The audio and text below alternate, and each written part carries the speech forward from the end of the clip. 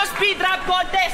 Kaya wa-effect yung mga mababaw na pang-inis mo. Pagkat walang binatbat yung bilis mo pag tinapat na sa bigat na matalinghagang lirisismo. Mismo!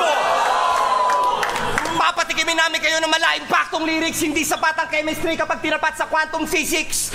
Mga kinalaban nyo, puro madali lang, parang simple na addition. Kapag kami nakaharap, imposible na mission, mas posibleng umuwi pa kayong dalawa na nasa critical condition na magkapatong sa isang kabaong habang naka 69 position.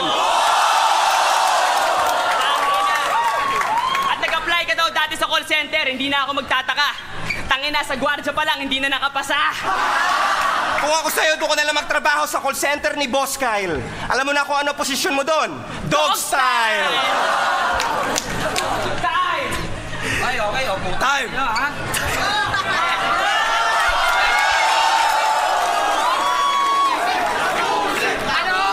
Practice ba, putang ina mo? Yo. O ito, triple time. Stama na paping tong kong kang kang. Stama na paping tong kong kang kinchong kong lang lang. Hindi, ito yun. Putang ina mo yung pagkaulog ko, wag nyo yung ginagawang issue. Pero hindi na para sagutin ko kayo ng joke. Kasi sa taas ng inulugan ko, taas ng dami ng tao ng putang ina mo, purihin mo ako kasi di ako nag-joke.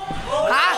Isa pa, inulan mo na ako na ng papuri noon bago ako dinumog ng lait na siyang humubog ng galit sa akin bumangon nung araw na yon, kaya tawag ko doon, Hulog ng Langit!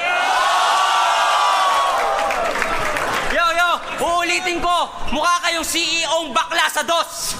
Pag quantum physics ka ba, hindi ka naman nakapagtapos. At saka,